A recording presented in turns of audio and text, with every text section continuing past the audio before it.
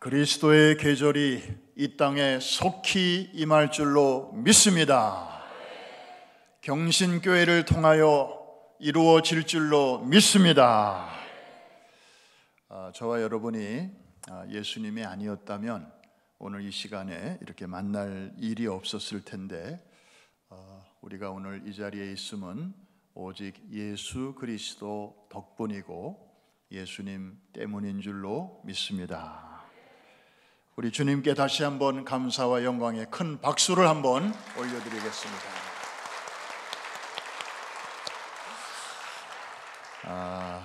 그러고 보니까 오늘이 대강절 첫 주일이네요. 오심을 감사하고 다시 오심을 기다리는 뜻깊은 그런 절기에 또 여러분들을 이렇게 만나게 되었습니다. 2000년 전 초대교회 성도들은 만나면 반가워서 인사를 어떻게 나눴을까요? 여러분은 어떻게 나누나요? 어떤 분은 할렐루야 하실 것이고 또 어떤 분들은 굿모닝 하실 것인데, 초대교회 성도님들은 인사말이 따로 있었어요. 주님이 다시 오실 것을 아주 열망을 했기 때문에 그 당시에 인사말은 이거였습니다. 한번 따라해 주실까요? 마라나다. 한 번 더, 마라나다. 이게 초대교회 성도들의 인사였고, 그들은 이 신앙으로 그 300년의 박해시대를 뚫고 나갔어요. 어제까지는 같이 예배드렸고, 그 다음날 한 사람은 천국에 갈 수밖에 없는, 내일 일을 알 수 없는 이런 긴박한 시대 상황을 그들은 이 다시 오실 주님에 대한 기대와 소망, 복스러운 소망으로 헤쳐나갔다 이 말인데, 2000년이 지났으면 그 시점에, 그 오메가 포인트에 2000년이 더 가까워진 것이 분명한데 어떻게 된 노릇인지 오늘날 우리의 신앙은 오히려 역주행을 하고 있는 게 아닌가. 주님 오신 거는 알겠는데 다시 오실 거는 가봐야 알겠고, 나한테는 그거보다는 지금 땅의 일이 더 중요해. 점점 무관심해지는 오늘의 세태를 보면서 우리 다시 한번 초대교회의 그 마라나다의 신앙으로 되돌아가기를 원하시는 분들만 한번 큰 소리로 아멘 하십시다. 우리 한번 인사 나누겠습니다. 좌우에 계신 분에게 한번 큰 소리로 마라나다. 제가 보니까 아래층에 한 3분, 위층에 한 2분 말 안 하는 분이 있어요. 말 안 하다가 아니고 한 번 더 마라나다. 네, 정말 귀한 신앙입니다. 빛거울 광주에 제가 왔습니다. 개인적으로 광주에 대한 첫 추억은 제가 20대 초반에 소위 계급장을 달고 송정리역에 내려서 육군 보병학교에 입소를 했던 그때 기억이 납니다. 날씨는 추웠고 겨울이니까 훈련은 고되고, 그리고 80년대 초반 이 사회 분위기, 아마 50세가 넘으신 분들은 기억을 하실 것입니다. 그런데 어제 열차를 타고 제가 20대 초반에 도착했던 그 송정리역에 도착을 했는데, 우리 담임 목사님 또 원로 목사님 4분을 비롯한 여러 장로님들이 따뜻하게 환대를 해주시고 내 집처럼 편안하게 이렇게 대해 주셔서 참 감사했습니다. 여러분, 환대를 hospitality라고 하지 않습니까? 그리고 중세 시대에는 이렇게 나그네에게 환대를 베푸는 장소를 호스피탈이라고 했답니다.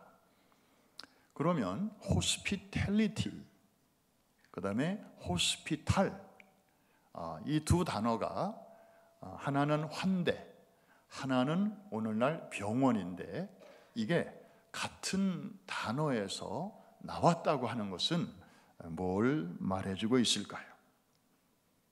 굉장히 중요한 의미가 여기서 나옵니다. 우리가 누군가에게 환대를 베풀 때, 혹은 누군가에게 환대를 받을 때, 그때 무슨 일이 일어나는가 하면 병원에서 일어나는 일과 동일한 일이 일어난다는 사실이에요. 여러분 잘 이해가 안 되시죠? 자, 병원에서 일어나는 일은 무엇입니까? 아픈 자가 고침을 받고요. 그 다음에 거기서 지친 자가 회복을 경험하지 않습니까? 바로 이게 환대의 힘이기도 합니다. 오늘 교회의 따뜻한 이 환영과 환대를 제가 그리스도의 이름으로 받으면서 여러분들에게 진심으로 먼저 축복을 하고 싶습니다. 병원에서 일어나는 몸이 치료받고 마음이 치료받고 영혼이 새로워지는 이러한 놀라운 은혜가 오늘부터 시작하여 앞으로 7번 제가 이 강단에 서게 될 텐데, 여러분들 참석하는 한 분 한 분에게 여러분의 가정과 또 자녀손들과 여러분들이 믿음으로 손대어 하는 모든 일들 가운데 이 놀라운 하나님의 은혜가 풍성히 넘치게 되기를 주의 이름으로 축복합니다. 축원합니다. 우리 철진한 아재 개그 하나 할까요? 우리 미혼 청년들 보니까 많이 계신 것 같아요. 요새는 결혼이 자꾸 이렇게 늦어지는데, 미혼 청년들이 가장 힘들어하는 전쟁이 있다는데 3글자로 그게 뭔지 혹시 아시나요? 한국은 더 잘 아실 줄 알았는데 아셔도 속으로 대답하시는 것 같아. 예배 시간이니까. 미혼 청년들에게 가장 힘든 전쟁은 외로워랍니다. 외로워. 근데 그 발음을 좀 잘 하셔야 돼. 외로워. 가장 어려운 전쟁이라는 거죠. 그렇다면 저와 여러분 모두를 포함해서 우리가 그리스도인인데, 그리스도인들에게 가장 힘겨운 전쟁이 있다면 뭘까요? 4글자로. 그렇습니다. 영적 전쟁입니다. 한번 따라합시다. 영적 전쟁. 그리스도인 치고 이 전쟁이 없는 사람은 아무도 없습니다. 이런 전쟁이 없으면 오히려 이상한 거죠. 예수 믿기 전에는 할 필요가 없었던 전쟁이지만 우리가 예수 믿기 때문에 시작되는 전쟁이 있습니다. 이 사단이 통치하고 있는 이 세상 속에서 하나님의 백성으로 살아가려다 보니까 서로 부대끼게 되죠. 거기서 나오는 이 전쟁이 바로 영적 전쟁입니다. 여러분 묻습니다. 이 세상은 성경적으로 볼 때 놀이터일까요? 전쟁터일까요? 그렇습니다. 전쟁터입니다. 창세기 3장 15절부터 보면 전쟁터입니다.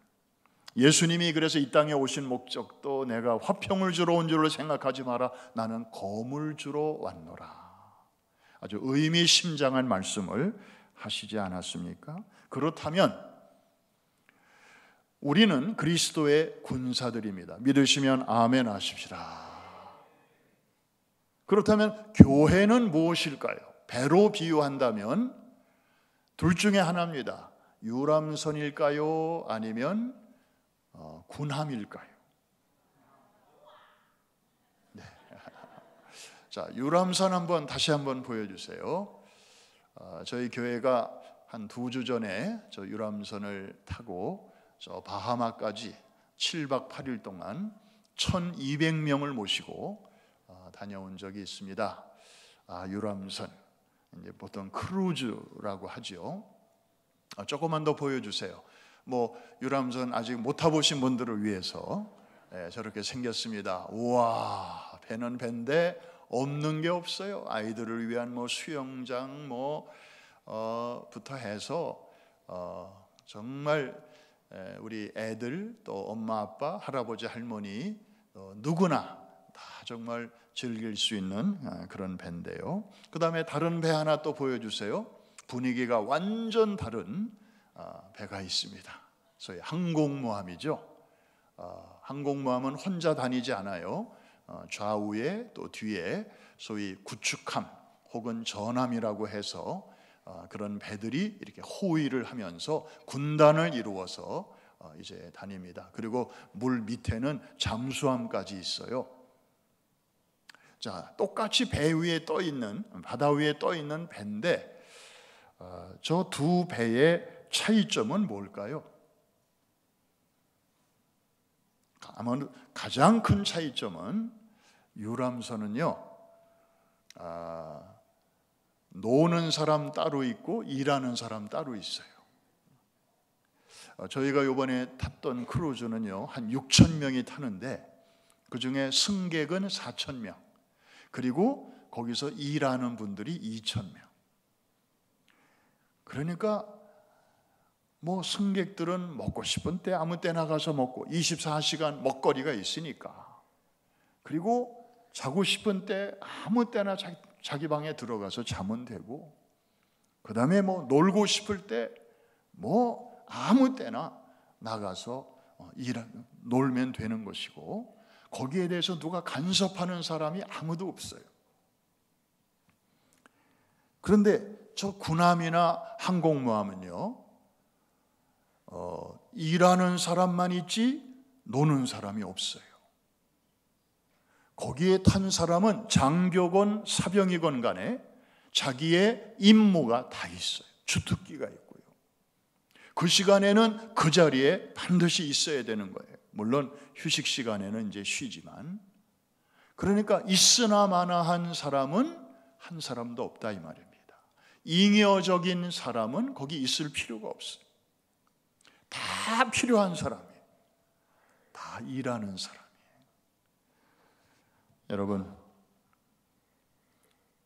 교회는 유람선이 아니고 싸우는 군함입니다. 믿으시면 아멘. 그렇다면 여러분들은 지금 유람선에 계신 게 아니고 이 배틀십 혹은 항공모함에 계신 분들인데, 저는 우리 경신교회가 정말 어린이로부터 노인에 이르기까지 한 사람도 예외 없이 주의 몸을 이룰 뿐만 아니라 자기의 은사와 재능을 따라 각자 처한 위치에서 정말 작은 일부터 큰 일까지 나만이 할 수 있는 그러한 주특기와 또 자기의 미션을 발견하고, 그래서 교회에 올 때마다 그 일을 할 때마다 행복하고 하나님께는 영광, 교회에는 유익, 성도들에게는 축복이 되고 섬기는 여러분들 자신에게는 보람과 행복이 넘치게 되기를 주의 이름으로 축복합니다. 이게 교회 생활의 행복이에요. 여러분, 전쟁에서 승리하려면 땡땡이 좋아야 돼요. 땡땡이 뭘까요? 우리 다음 세대들이 아주 관심이 많아요. 자, 이 게임에서도 말이죠, 막 치고받고 전쟁하고 쏘고 하는데 뭐가 좋아야 되냐면은 무기가 좋아야 돼. 자, 성경 시대에 가장 보편적인 무기가 아까 우리 말씀 속에서 나왔는데, 혹시 여러분들 다시 한번 그 말씀 보겠습니다. 오늘 본문입니다. 4절과 5절 읽으면서 그 시대의 무기를 한번 발견해 보시기 바랍니다. 시작. 젊은 자의 자식은 장사의 수중에 화살 같으니 이것이 그의 화살통에 가득한 자는 복되도다. 그들이 성문에서 그들의 원수와 담판할 때에 무엇을 당치 아니하리로다? 이긴다는 말이에요? 진다는 말이에요? 반드시 이긴다는 말이죠. 무기가 중요합니다. 그래서 오늘 저 무기를 여러분에게 한번 보여드리겠습니다. 보여주세요. 지금 무기가 오고 있습니다. 조금만 기다리세요. 화살 보여주세요. 화살을 만들고 있나 지금? 왜 아직 안 오는 거예요? 네, 곧 올 것입니다. 드디어 왔습니다.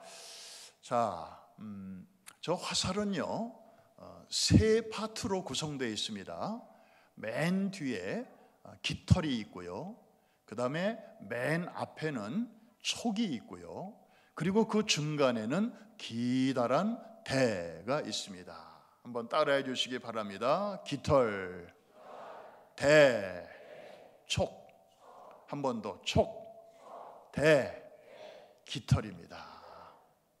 자, 이 세 요소로 구성된 게 화살인데, 하나님께서 저 화살을 통하여 오늘 우리에게 뭔가 말씀하실 게 있으셔요. 성령께서 여러분들의 마음의 귀를 열어주셔서 정말 이 화살이 주는 그런 귀한 영적인 메시지를 여러분 모두 아주 청아하게 깨끗하게, 그러면서도 굉장히 마음 깊이 새기실 수 있기를 바랍니다. 다시 이제부터는 제 얼굴 비칠 필요 없어요. 저는 그냥 아무것도 아니고 저 화살의 그림을 계속 좀 띄워주세요. 네. 이 깃털은요, 이 세 가지가 각자 자기 역할이 다 있어요. 고유의 역할이 있어요. 마치 항공모함이나 전투함에 탄 군인들이 다 자기의 역할이 있듯이, 이 깃털은 맨 뒤에 있습니다. 그러면서 무슨 역할을 하는가 하면은 화살이 목표를 향하여 잘 날아갈 수 있도록 방향을 잡아줘요. 저 깃털이 없으면요, 화살이 아무리 목표를 향해서 정조준하고 탁 쏴도 바람을 뚫고 나가면서 이제 춤을 춥니다. 왔다리 갔다리 합니다. 엉뚱한 데로 날아가기 쉽습니다. 그래서 저 깃털이 굉장히 중요한 역할을 합니다. 사실은 저 깃털은 가장 약한 부분이죠. 그냥 보들보들하고 힘도 없어요. 다른 거는 다 딱딱하잖아요. 하나는 쇠고 하나는 나무고. 그런데 깃털은 그냥 부들부들해요. 그리고 위치도 맨 뒤에 있어요. 앞도 아니고 중심도 아니고 저 뒷방에 이렇게 뒤에 가 있어요. 여러분, 저 깃털은 가정에서는 누구를 의미할까요? 바로 할아버지, 할머니 세대이고요. 우리 경신교회에서는 어떤 세대를 말할까요? 바로 시니어, 어른 세대를 말합니다. 저 세대는요, 한때 초기였던 때가 있었고요. 어린 시절, 청소년 시절, 그리고 얼마 전까지는 대였던 시절이 있었어요. 한창 때이셨죠. 그런데 지금은 대부분 리타이어, 은퇴하시고 이제는 저 뒤로 한 발 물러나 계신 분들이에요. 힘이 옛날 같지 않아요. 육체적으로도 그렇고 또 재정적으로도 그렇고, 옛날에는 돈을 많이 벌었는데 요즘은 그렇게 할 수가 없잖아요. 그런데요, 저 깃털 세대는 다른 세대가 갖고 있지 않은 놀라운 장점을 갖고 있어요. 그게 뭐냐면 지혜라는 것이에요. 인생을 오래 산 데서 나오는 그 지혜. 그리고 신앙생활을 아주 오랫동안 한 데서 나오는 어떤 경륜, 깊이. 여러분, 그 연세대 명예 교수로 지금도 계시는 김형석 교수가 몇 년 전에 책을 펼쳐내셨잖아요. 그 100년을 살아보니, 그런 책이었어요. 누가 이 책을 많이 사봤는지 아세요? 노인들이 사본 게 아니에요. 젊은 사람들이 많이 사봤어요. 베스트셀러 중에 베스트셀러예요. 이분들이 왜 저 책에 손이 갔을까요? 한 노인네가 쓴 책인데, 요즘 젊은 사람들 노인네 그러면 뭐라 그래요? 꼰대라 그러고 별로 안 좋아하잖아요. 그런데 엄청나게 저 책이 팔렸는데 그 이유가 뭐겠어요? 자기들이 아직 가보지 않은 그 길을 저 양반이 먼저 가보셨잖아요. 내가 그 길을 먼저 가보니까 이런 게 있더라, 저런 게 보이더라. 자기들은 감히 상상조차 할 수 없는 그 미지의 세계를 이분이 자신의 경험을 담담히 거기다가 다 담았거든요. 이게 바로 인생의 지혜인 것입니다. 그 책에 보면은 자기의 진짜 인생은 몇 살부터인 것 같다고 얘기해요? 60대 중반. 우리 김판석 목사님 그 또래. 그때부터 진짜 인생다운 인생이 시작되는 것 같더라. 그분의 이제 얘기지만, 그러면서 한 80까지 그렇게 인생의 골든 타임으로 그분은 그렇게 보셨더라고요. 여러분, 일본 속담에 이런 말이 있어요. 마을에서 노인 한 분이 돌아가시면 작은 도서관 하나가 없어지는 것과 같다. 노인의 지혜를 잘 표현한 말이죠. 여러분, 바깥 사회에서는요, 저 깃털 세대가 되면 필요 없다고 회사에 나오지 말래요. 아무도 안 써줘요. 그런데 여러분, 하나님의 나라는 그렇지 않습니다. 여전히 노인도 중요합니다. 노인의 지혜가 젊은이들에게 필요합니다. 저 화살이 적을 향하여 똑바로 잘 날아갈 수 있도록 이분들이 방향을 잡아주는 거예요. 미국에서도요, 할아버지 할머니를 자주 만나는 우리 2세 3세 아이들을 보면 조금 달라요. 엄마 아빠랑만 사는 아이들과 조금 달라요. 얼마나 그 예절이 바른지요. 그리고 사회성이 이렇게 자기만 알고 대부분 그런데 애들이 상대방이 어른인데 그 어른을 배려할 줄 알더라고요. 그래서 재미있는 일은 어른이 How old are you? 이렇게 영어로 묻잖아요. 그러면 얘가 미국에서 태어난 애니까 영어가 자유로운데도 저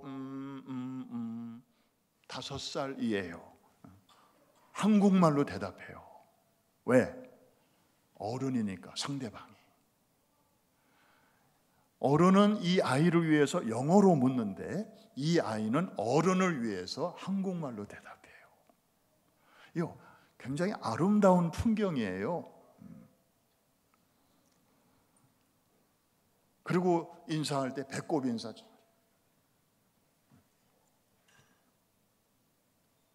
아이들이 반듯하게 잘 자랍니다. 오늘 이 11시 예배에 참석하신 분들 가운데 혹시 할아버지 할머니들 오셨으면 하면 손 좀 들어봐 주세요. 손자 손녀가 있는 분들, 할아버지 할머니들, 이분들이 바로 우리 교회와 사회의 깃털 세대인데 정말로 중요한 분들입니다. 우리 감사의 박수 한번 하겠습니다. 이분들이 여러분들 오래오래 우리 곁에 계셔 주셔야 돼요. 기도해 주시기 바랍니다. 그래야 이 화살이 바른 방향으로 잘 끝까지 날아갈 수 있으니까요. 자, 두 번째로 넘어갑니다. 가장 긴 대가 있습니다.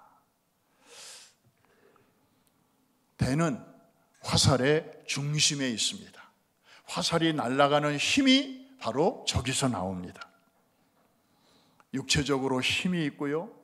그리고 돈도 잘 벌어요. 일을 마음껏 할 수 있으니까.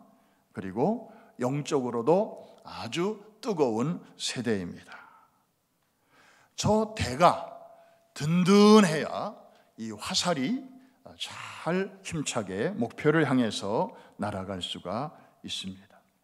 여러분, 깃털 세대가 우리 할아버지 할머니 세대요, 시니어 세대라면 저 대 세대는 누구를 말할까요? 가정에서는 엄마, 아빠, 교회에서는 청년, 장년. 저분들이 교회를 든든하게 받쳐줄 때 우리 경신교회라는 화살은 목표를 향하여 힘차게 날아갈 수가 있습니다. 그런데 이 청년, 장년들이요, 한 가지를 기억하십시오. 여러분이 지금은 저 중앙에 있지만 여러분도 언젠가 때가 되면 깃털 세대로 옮겨가야 한다는 사실을. 금지타사가 후지아사라, 그런 말이 있어요. 지금의 남의 일이 곧 나의 일이 된다, 그런 말이에요. 어쨌든 지금 인생의 가장 왕성한 시기를 보내고 있는 분들이 바로 저 대세대인데, 오늘 이 자리에 계신 분들 가운데 아직 할아버지 할머니는 아니고 엄마 아빠 많이 오셨을 거예요. 한번 손을 번쩍 들어봐 주시기 바랍니다. 이분들이 바로 화살대인데 우리 교회의 힘입니다. 우리 큰 박수로 한번. 정말 여러분들 수고 많이 하십니다.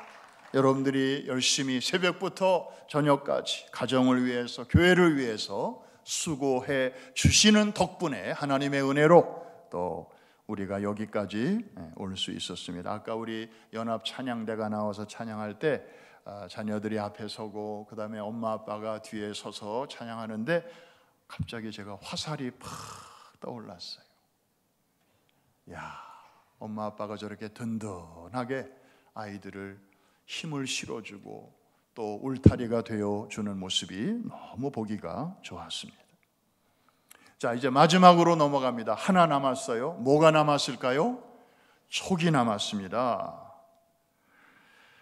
이 촉의 특징은요, 가장 작아요. 그래서 멀리서 보면 뭐 없는 것 같아요. 잘 안 보여요. 그리고 맨 앞에 있어요. 그래서 어떤 목표, 타겟이 있으면 제일 먼저 접촉하는 부분이 바로 이 촉입니다. 그리고 침투를 합니다. 그리고 변화를 일으킵니다. 화살의 근본적인 그 목적을 이루어가는 아주 중요한 그런 부분이죠. 여러분들 만약에 대도 있고 깃털도 있는데 저 촉이 없다고 한번 생각해 보세요. 기껏 날아갔는데 뭐 짐승을 쓰러뜨릴 수 있습니까? 적군을 무력화시킬 수 있습니까? 헛수고죠. 애는 많이 썼는데 no change, 아무런 변화를 기대할 수도 없고 가져올 수도 없는 거죠. 너무 중요한 부분입니다. 한번 따라합시다. 작지만 중요하다. 여러분, 옛날 영화 보면 화살에다가 뭘 묻혀요. 독을 묻히면 독화살이 되고 불을 붙이면 불화살이 돼요. 그러면 진짜 중요한 질문 하나 할게요. 그 독을 어디다가 묻히나요? 1번 깃털에다가 묻힌다. 2번 대에다가 묻힌다. 3번 촉에다가 묻힌다. 와, 그렇잖아요. 불화살도 마찬가지. 불을 어디다가 붙이나요? 깃털에다가 붙이면 큰일 나요. 대에다 붙여도 난리 나고요. 저 촉에다가 붙이는 거예요. 그래야 효과를 극대화시킬 수 있기 때문에 이해가 되시면 아멘 하십시다. 그만큼 중요하다는 거죠. 여러분, 기독교 교육에서는요, 촉세대를, 촉세대는 누구를 말할까? 가정에서는 우리 자녀들을 얘기하죠. 어린이와 청소년들. 그리고 우리 경신교회 안에서는 저 촉세대는 누구를 말할까요? 여러분들이 그렇게 자주 많이 말씀하시는 다음 세대입니다. 한번 따라합시다. 다음 세대. 이 촉이에요. 촉세대예요. 자, 이 예배당 안에 있는 촉세대, 어린이와 청소년, 우리 있으면 한번 손 가지고는 안 되고 자리에서 한번 일어서 주세요. 이야, 바로 이들이 변화를 가져오는 그러한 하나님의 아주 정말 화살에서도 가장 작지만 중요한 역할을 맡은 사람들인데, 우리 격려와 축복의 박수 한번 보내겠습니다. 이야, 예. 앉아주시고, 여러분, 바깥에 나가면요, 어린애들은 사람들이 좀 무시해요. 어리다고 무시해요. 그리고 기독교 교육에서도 사실은 다음 세대를 중요하다고 말하는 것 같지만 사실상 무시해요. 왜냐하면 애들은 아직 어려, 쟤들 잘 몰라. 그래서 많이 배워야 돼, 쟤네들은. 그리고 문제를 많이 일으키잖아. 그리고 헌금도 잘 안 해, 조금 해. 쟤들한테는 돈이 많이 들어가. 그래서 애들은 옛날로부터 많이 무시를 당했어요. 예수님 당시에도 부모들이 애들을 데리고 예수님께 축복기도 받으러 왔는데 제자들이 가로막잖아요. 애들은 가라. 어른만 와. 여러분, 예수님 당시도 그랬거든요. 근데 누가 가로막았다고요? 제자들이. 알만한 사람들이. 예수님과 함께 한솥밥을 3년이나 먹었던 그 제자들이. 오늘날로 말하면 크리스찬들이 애들을 귀하다고 말을 하면서도 실제적으로는 애들을 무시해요. 그런데 하나님은 어떤 분이세요? 성경을 다시 읽어보니까 어린이와 청소년들을 어리다고 무시하지 아니하셔요. 그들이 클 때까지 기다리시지 않아요. 어린이는 어린이대로, 청소년은 청소년대로 사용하셔요. 일단 아멘부터 하십시다. 여러분, 사사시대의 이스라엘 역사 중에 가장 영적으로 어두웠던 시기 아닙니까? 그때 그 어두운 시대를 밝히는 등불로 하나님이 누구를 부르시나요? 사무엘을 부르시잖아요. 그 사무엘이 어른 때 부르신 게 아니에요. 어린아이일 때 부르셨단 말이에요. 블레셋 군대가 골리앗을 앞세우고 이스라엘을 쳐들어왔을 때, 사울왕을 비롯한 군인들이 쩔쩔매고 있을 때 하나님께서는 누구를 통하여 위기에 처한 나라를 구하셨나요? 청년 다윗을 부르신 게 아니에요. 그때 다윗은 티네이저였어요. 10대 소년. 다윗이 어른이 될 때까지 기다리시지 않았어요. As he is, 그 모습 그대로 하나님이 쓰셨단 말이죠. 때로는 영어가 조금 이해를 도울 때가 있는데 바로 이런 경우가 아닌가 싶어요. 세상은요, 다음 세대를 볼 때 항상 오브젝트로만 봐요. 쟤네들은 더 배워야 돼. 기독교 교육의 대상이야, 쟤네들은. 그래서 우리가 교회 학교 열심히 잘 이렇게 해서 애들 훌륭한 일꾼으로 키워야 돼. 좋은 말인데 그 속에 함정이 들어있어요. 애들은 미숙해. 기다려야 돼. 그런데 하나님의 생각은 그게 아니에요.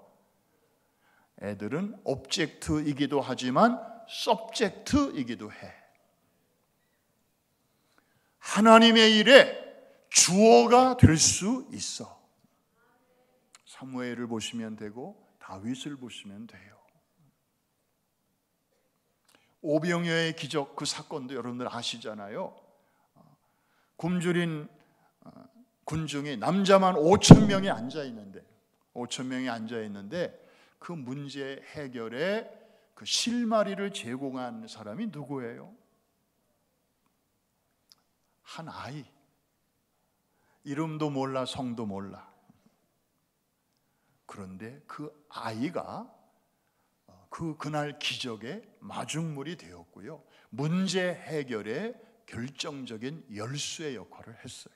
이해가 되시면 아멘.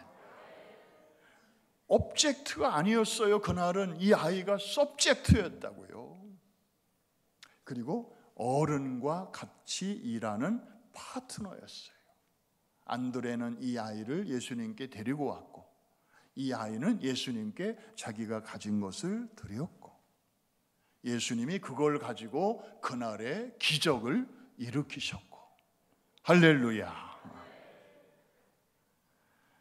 우리 저 다음 세대들 여러분 절대 무시하시면 안 됩니다.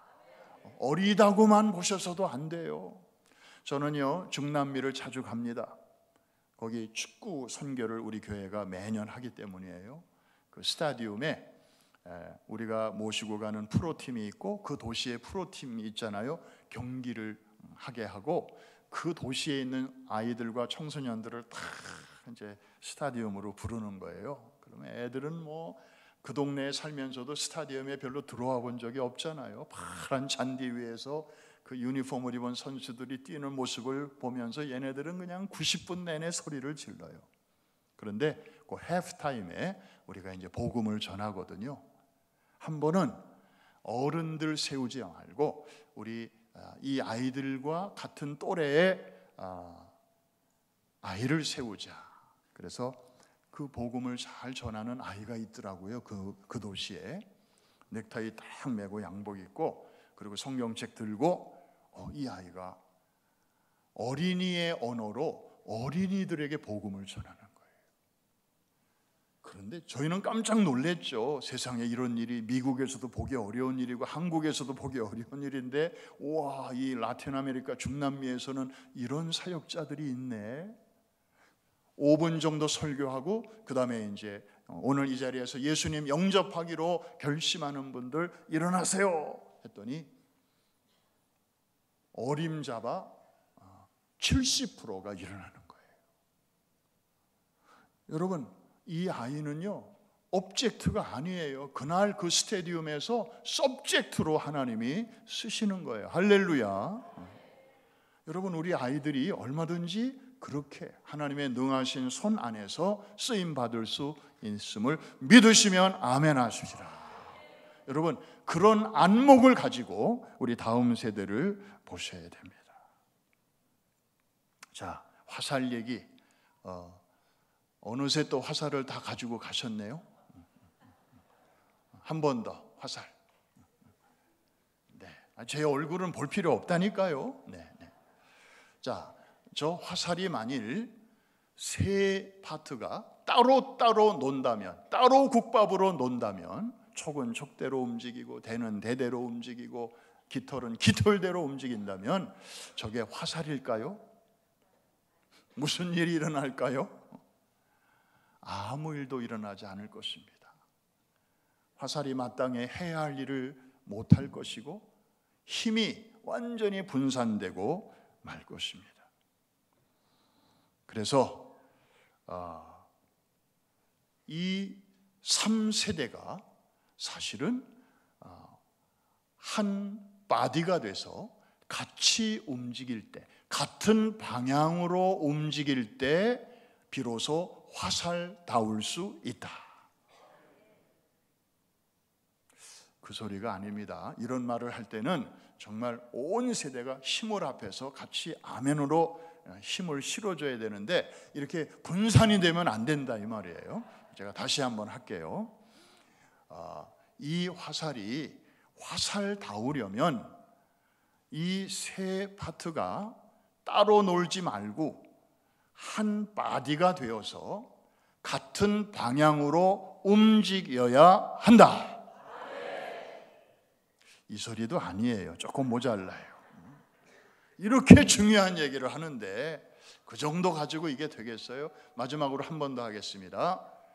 구별은 있지만 분리가 되어서는 안 되며 이 가정 안에서 교회 안에서의 3세대가 한 몸이 되어 한 방향으로 움직일 때 화살의 역할을 감당할 수 있고 영적 전쟁에서 원수를 만날 때 수치를 당치 아니할 수 있다. 아이고, 맨 마지막에 저 아멘 소리가 제 마음을 울렸습니다. 여러분, 그러고 성경을 다시 보니까 하나님이 이런 말씀을 하세요. 나는 아브라함의 하나님이요 이삭의 하나님이요 야곱의 하나님이라. 여러분도 그 말씀 보셨나요? 저 화살을 보면서 한번 그 말씀을 연결을 해보세요. 아브라함의 하나님 깃털 세대입니다. 이삭의 하나님 대세대입니다. 야곱의 하나님 촉세대입니다.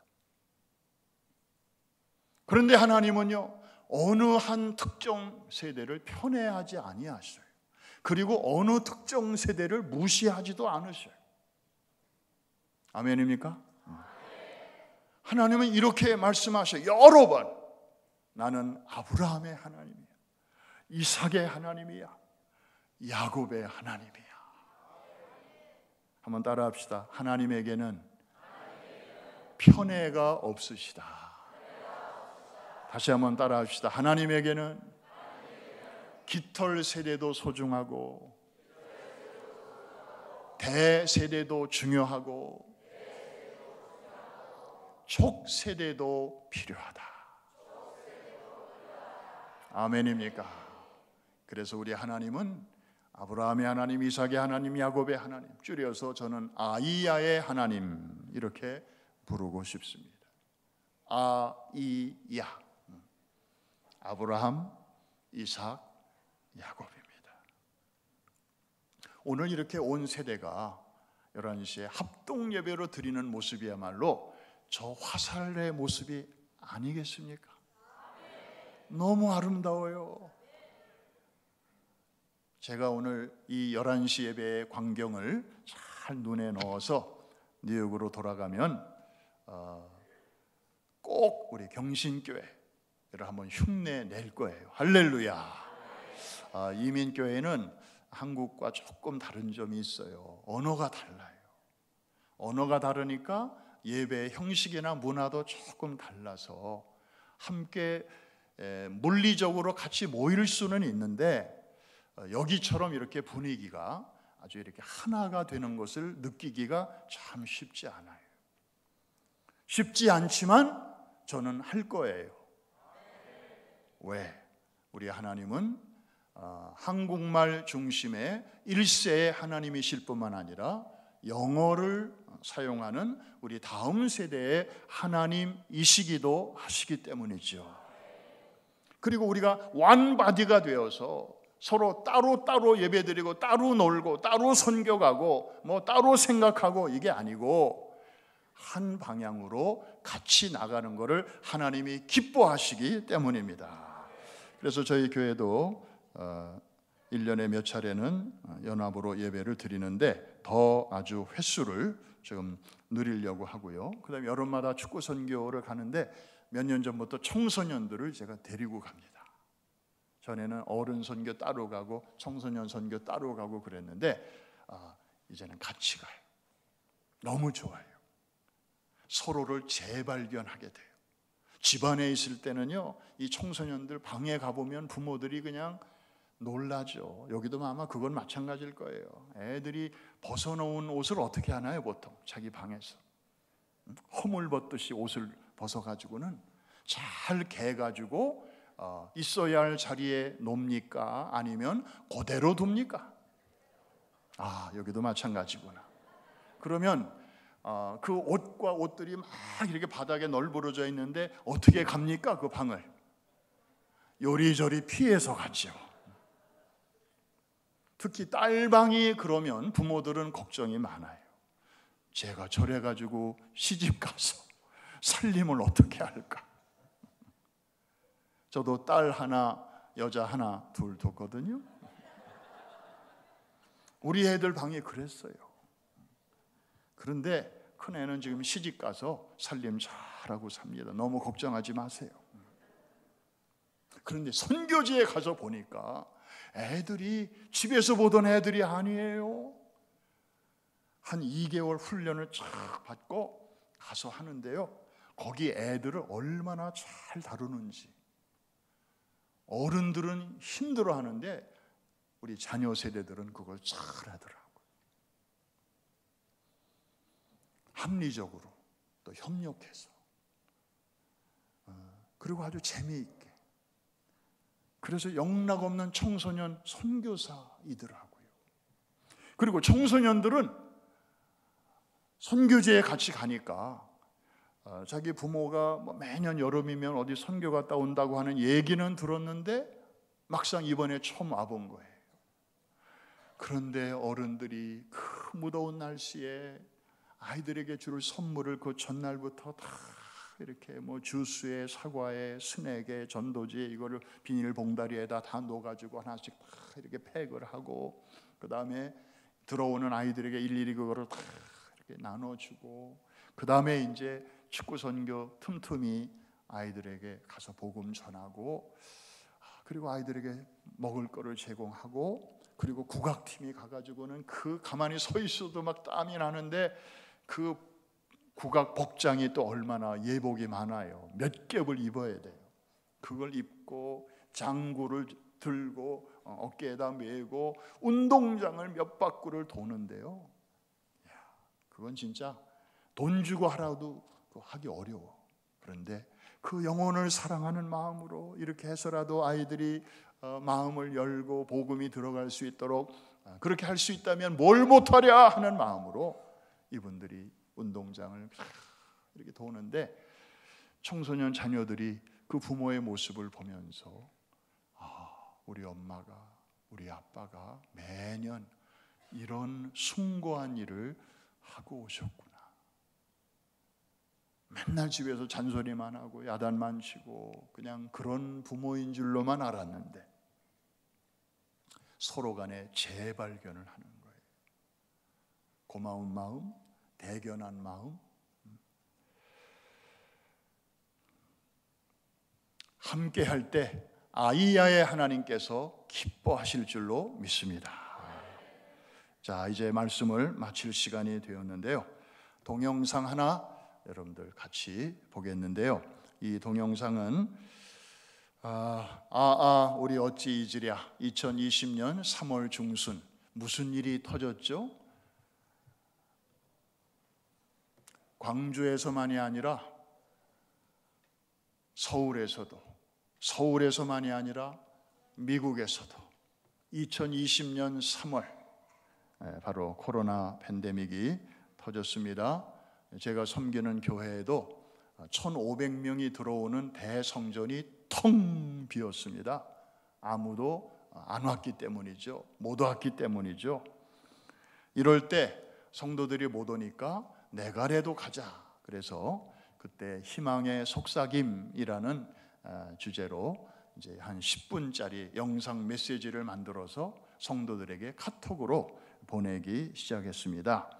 매주 수요일 아침마다 보냈는데 하다 보니까 지금까지 그거를 계속 하고 있습니다. 그때 보냈던 영상 중에 하나를 이제 여러분들과 같이 보려고 하는데, 시베리아의 칼바람도 막지 못한 우리 한국인의 다음 세대 사랑이라는 그런 주제예요.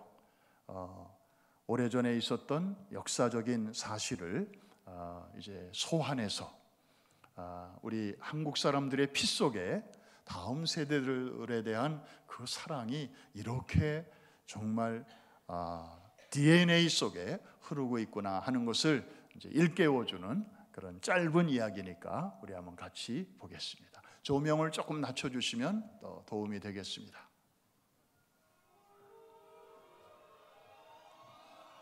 해외에 나와서 보이는 700만 한인 디아스포라의 역사를 살피다 보면 우리가 모르고 있었던 숭고한 민족성의 뿌리를 발견하고 감탄할 때가 있습니다. 그중 하나를 소개합니다.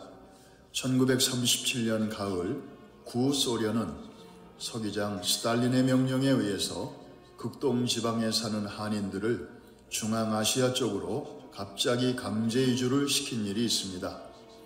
그들이 내세운 공식적인 이유는 당시 일본과의 전쟁을 앞둔 예민한 시점에서 극동 지방에 일본 첩자들이 침투하는 것을 차단하기 위해서였는데, 이는 소련 사람들의 눈에는 외견상 일본인과 한국인의 구별이 어려웠기 때문이었습니다.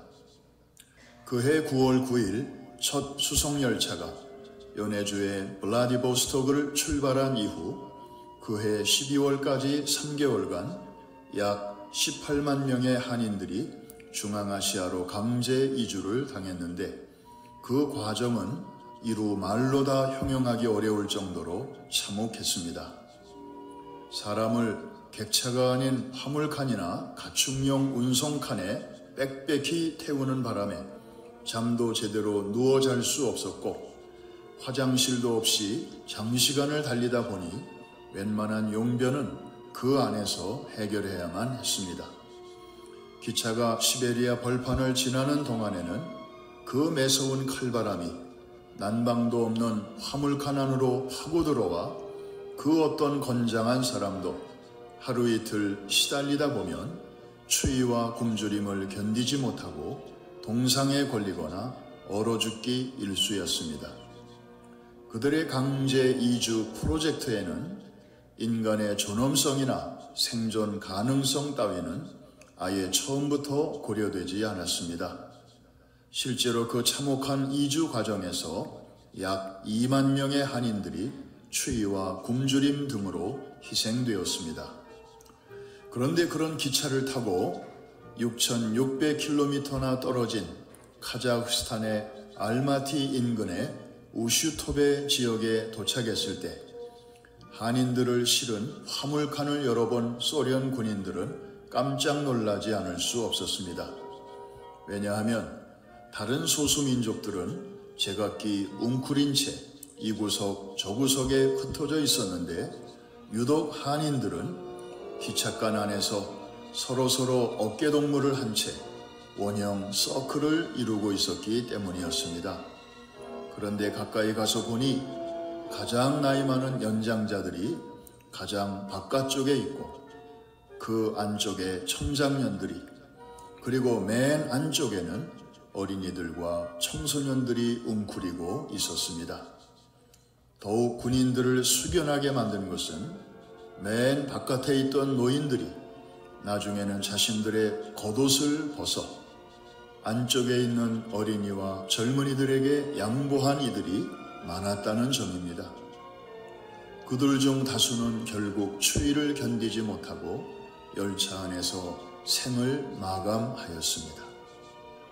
죽음의 열차에서 가까스로 살아남은 한인 이주자들은 주변에 아무것도 없는 척박한 동토의 땅에 내던져졌지만 강인한 정신력과 단결심으로 황무지를 개간하였습니다.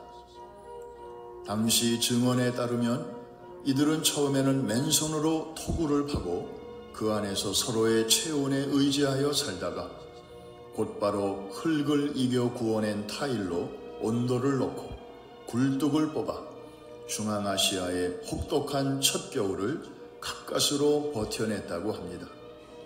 그 후손들이 지금의 고려인이 된 것입니다.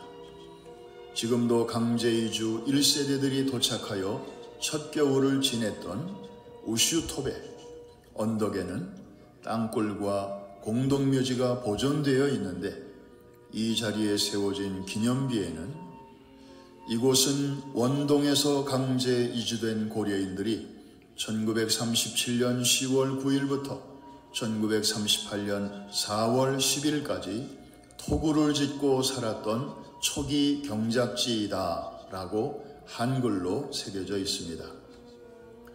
삶과 죽음이 공존하는 극한 상황 속에서도 다음 세대를 위해서 기꺼이 자신을 희생하였던 고려인들의 숭고한 정신은 어느 날 누가 가르쳐 주어서 갑자기 생겨난 것이 결코 아닐 것입니다.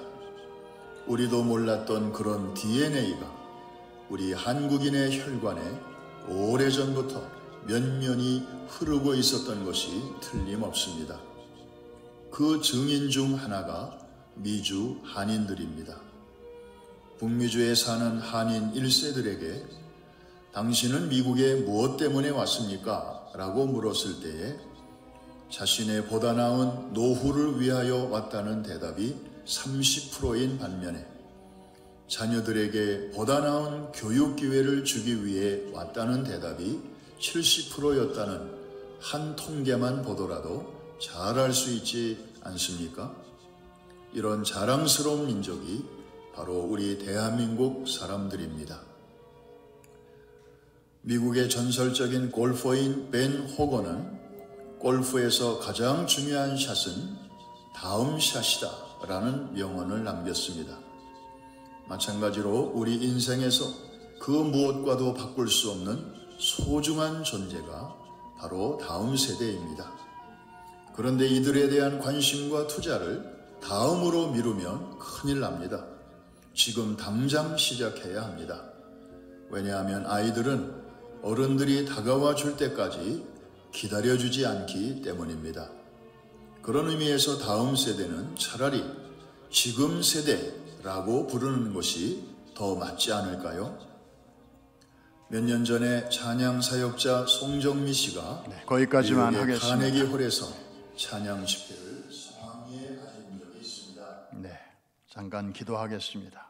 다 눈을 감아주시고, 우리는 1930년대 우리 한국인 조상들이 보여주었던 다음 세대에 대한 사랑을 지금 막 들었습니다. 자신은 이제 많이 살았고 이제 앞으로 살아갈 날이 창창한 어린이와 청소년들에게 자신의 겉옷까지 벗어서 입혀주었던, 그리고 자신은 그 추운 열차 안에서 장렬하게 생을 마감했던 그 고려인들의 조상의 이야기.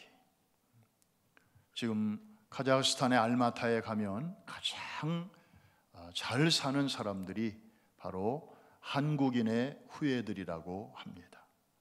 누가 그런 발판을 마련해 주었습니까? 바로 어른 세대입니다. 우리 시간에 주님 앞에 잠시 한번 기도할 때에, 하나님 아버지, 우리도 죽기 전에 해야 할 일이 남아있지 않습니까? 다음 세대를 일으켜 주시옵소서.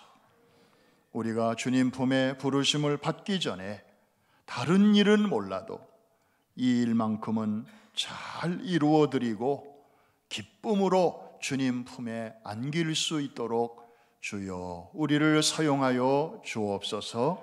우리 교회가 앞장서게 하여 주옵소서. 힘들지만 낙심하지 않고 끝까지 잘 가게 하여 주시옵소서. 우리 시간에 주여 한번 크게 부르짖고 한 1, 2번 합심해서 기도하겠습니다. 주여, 할렐루야. 살아계신 아버지 하나님이여 감사합니다. 오늘 아버지 하나님이여 이렇게 귀한 자리에서 주의 말씀을 함께 나누게 하시고 주여 우리 모두의 마음을 하나로 묶어주신 것을 감사드립니다. 이곳에 주의 몸된 교회가 있습니다. 아버지 20년 동안 묵묵히 이 길을 걸어온 경신교회가 있습니다. 우리 담임 목사님을 중심으로 장로님들과 또한 안수 집사님들과 권사님들과 우리 집사님들과 우리 젊은 부모들이 이제 아버지 다음 세대 어린이와 청소년들을 하나님의 비밀병기로 세우기 위하여 이렇게 오랜 세월을 하루같이 여기며 애를 써오고 있습니다. 아버지 하나님이여, 이 DNA가 주여 이 교회 안에도 흐르게 하시고 우리 젊은 부모들에게도 흐르게 하여 주시옵소서. 아버지 하나님이여, 우리의 수고가 주 안에서 하나도 헛되지 않게 하시고 아버지 하나님, 하나님의 시간에 놀라운 열매로 나타나게 하실 줄로 믿습니다. 오 주여 감사합니다. 영광 받아 주옵소서. 우리 다 자리에서 한번 일어나셔서 우리 선한 능